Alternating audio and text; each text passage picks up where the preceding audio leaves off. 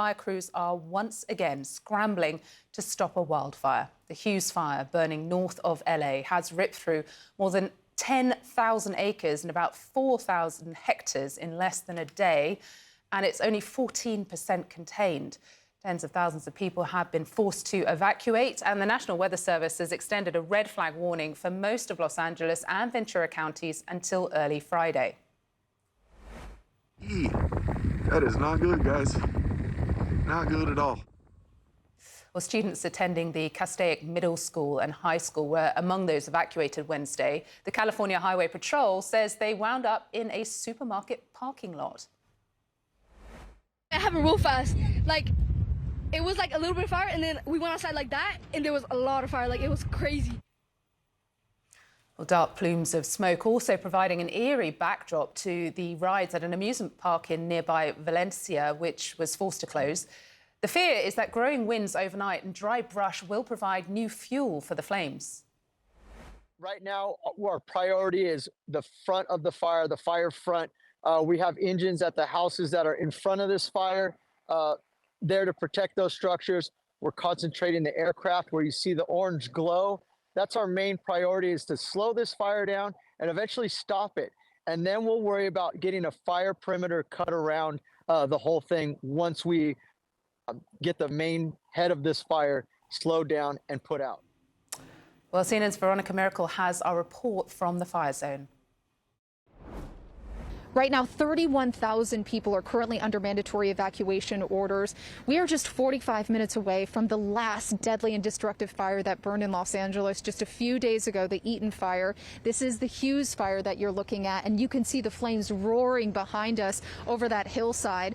Luckily, the fire is burning right now in an area that is desolate. It's just shrubs and a lot of plants, and it's not moving toward residences, but there is, of course, major concern that winds could shift, winds could pick up and blow embers in the direction of houses, of businesses. There's also an RV park just right over the hill there. So firefighters have descended upon this community coming from the Eaton fire and the Palisades fire, moving over here. About 4,000 of them are working to make sure that they can contain this overnight and take advantage of cooler temperatures and lower winds. Veronica Miracle, CNN, Castaic, California.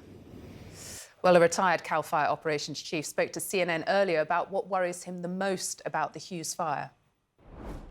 Several thousand people have had to be evacuated because you're running into conditions that have extreme wind coupled with steep terrain and heavy fuels. And access points in rural areas are more difficult as well. And so the conditions for doing direct fire attack, doing perimeter control operations are challenging right now until those winds subsided. And I believe that that's the case, that they have subsided somewhat since the daytime. But what is expected is that they're going to come up again tomorrow. And so the work that they're trying to do right now is going to be key during the night to make sure that they can try to get this contained ahead before the wind speed picks up in those areas. A new evacuation warning just issued in the LA neighborhood of Sherman Oaks because of a new fire there. People were seen leaving overnight as firefighters scrambled to try to put out those flames. Crews had already been battling the Hughes fire, which started yesterday. As of this morning, that fire is about 14% contained. You can see the smoke from that fire in this video from inside the cockpit of a California Air National Guard plane. Some people trying to save their homes from the flames. Everybody's watering their roofs. We are doing this house and the house next to us. We're hoping for the best. It's getting worse. It gets better, it gets worse, it gets better, it gets worse, but we have no expectations. Joining us now is Ariel Cohen, meteorologist in charge at the National Weather Service station in Los Angeles. Ariel, thanks for being back on the show this morning. I appreciate it. Can you give us the latest on where this fire is, what the status is? Is it getting worse, getting better, what the fight looks like? Yes, we have two wildfires right now in Los Angeles County that continue to grow at this point. There's definitely been a lot of work done also to slow their growth.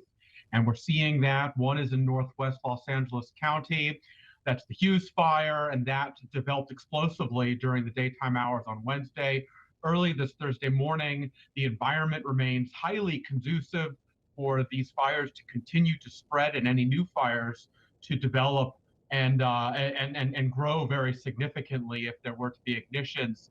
The Sepulveda fire also had expanded across portions of the eastern Santa Monica's, including the 405, threatening some areas that are very highly populated. And so overall, remain at a very high state of readiness when it comes to the fact that we're still dealing with this prolonged extreme fire weather event across Southern California. Can you give us an idea, for people who don't live in the Los Angeles area, but maybe familiar with, some of the many landmarks that do exist? This fire, I understand, is close to some of them. I mean, what areas might people recognize that are under threat right now? Exactly. The area around the Getty Museum is definitely an area where evacuation warnings have been issued earlier, and everyone needs to be paying attention to the potential for evacuation warnings or orders. If an evacuation order is issued for your area, you have to take that seriously. Leave now. You don't want to wait at all. Seconds make the difference between life and death. This particular fire is not too far away from UCLA, not too far away from Beverly Hills area, although it is more located over the eastern extent of the Santa Monica Mountains and southwest LA County. Farther to the north, the Hughes Fire is located far from the main population center of Los Angeles. However, communities around Castaic and Castaic Lake are certainly being impacted by all of the smoke, as well as the fire spreading around the perimeter of Castaic Lake. And so, as we head through the remainder of the overnight hours, the pre-dawn hours of Thursday, we're dealing with a continued red flag conditions, highly critical conditions. Everyone has to stay at a high state of readiness, not only for these fires, but any other fires that, if they were to form, could grow rapidly, grow explosively, and everyone needs to know where to go, have that go kit, and have multiple ways to receive emergency information from emergency management officials and law enforcement, because again, those seconds make the difference between life and death when it comes to these evacuation orders. Absolutely. And Ariel, the winds, what is the forecast in terms of how long those winds may continue to last, or will there be a reprieve here in the coming days? Unfortunately, we're looking at these strong winds to continue on enough, especially over the higher elevations. As we head through the daytime on Thursday into Thursday night and even Friday morning, red flag warnings remain in effect into Friday. Highest winds will be over the mountains, although foothills locations could also experience gusty winds. Again, over the mountains, gusts upwards of 60 to 65 miles per hour already occurring, and will continue at times all the way through Friday morning. And so this environment continues to contain a volatile combination of ingredients, creating a very, very favorable setup for fires to grow rapidly. Everyone needs to be prepared, be thinking about what could happen if you were to be threatened by these fires and evacuation orders come. As we head into this weekend, a very dramatic change in the weather is expected as a storm system with a lot of cold air comes into the region. It will bring beneficial rains into many areas. We're talking about amounts upwards of 1/2 to 1 inch in many spots of Los Angeles, Ventura counties, locally higher amounts over the mountains, especially coast-facing slopes of those mountains. However, one thing to note is that if we were to get any thunderstorm cells or heavier rain cells set up, and if they go over some of the areas that were recently burned, that will be susceptible to debris flows, rock slides, mudslides, and other flooding.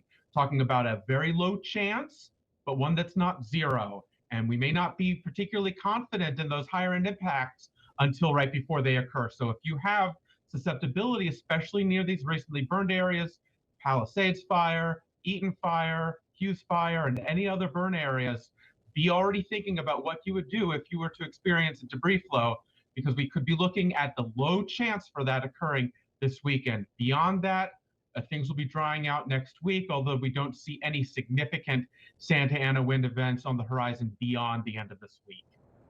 All right, Ariel Cohen for us this morning, sir. Very grateful to have you on the show. Thanks very much for being here.